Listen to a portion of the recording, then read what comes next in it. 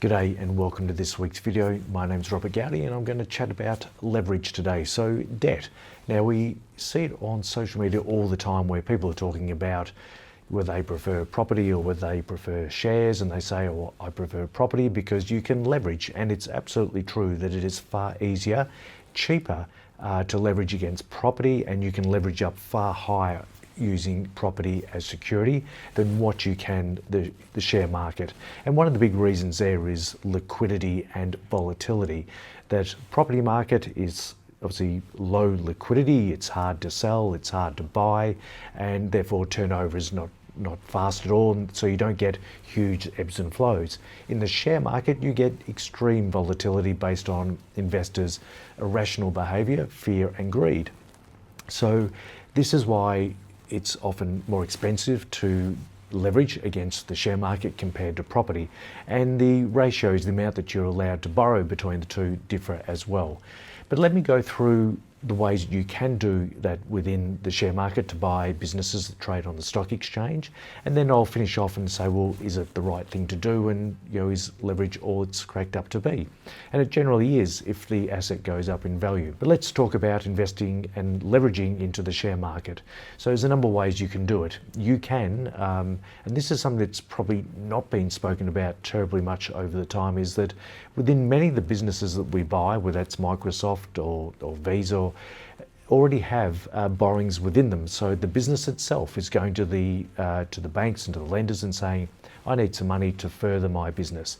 I need money to improve products and services, reinvestment. So there's already some debt within these businesses. But that's not the type of leverage we're talking about it, but it is an important part of it. So there is already leverage within the business itself. So the ways that you can do it, you can utilise a margin loan, and this is where you're taking existing shares that you currently own and using those as security for further borrowings, further leverage. And obviously there's a certain amount you can lend up to depending on the business that you're using as security. Some are deemed more volatile and higher risk, and therefore they will lend less on that. Then you can also utilise the equity in your home. So that's one thing that in the property world they say, take the equity out of here to buy the next investment property. You can use that equity to go and buy amazing businesses on the world's stock exchange. So there's a number of ways you can do it, and I've used margin lending, and I've also used equity in other assets, predominantly my home, as security for further borrowings to go and buy other businesses on the stock exchange. Obviously, the downside too with margin lending is you get, if the market comes down, you could get what they call a margin call, where you've got to find and give the bank either cash or more security to get back within the ratios that they require. Now, ultimately, it is far easier to borrow against property. They will lend more against property because of that liquidity and volatility issue, and the rates are also cheaper.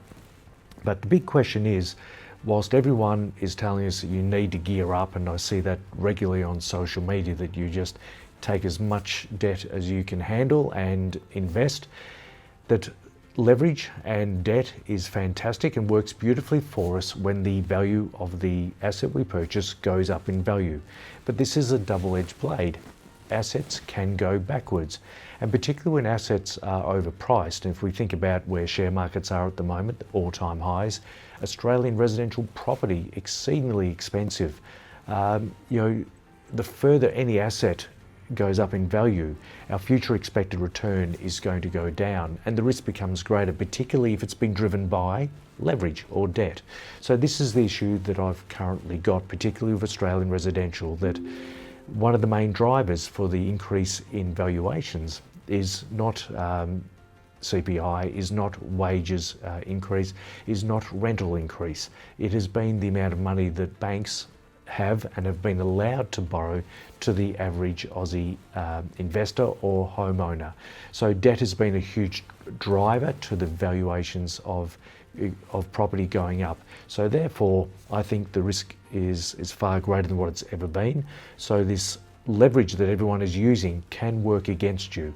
So what if the property goes down by 5 or 10% over the next 10 years, or what if it goes nowhere?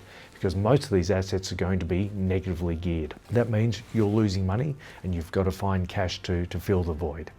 So that's just my thoughts on leverage. You can use it to buy great businesses on the stock exchange. You can do it to buy property. Everyone knows that point, but it comes with risk, and I believe that debt needs to be given far more respect than it's currently given. Thank you for being here for this long. Please remember this is general advice only, and yeah, thanks for listening. Please subscribe to the channel if you haven't already done so. Cheers.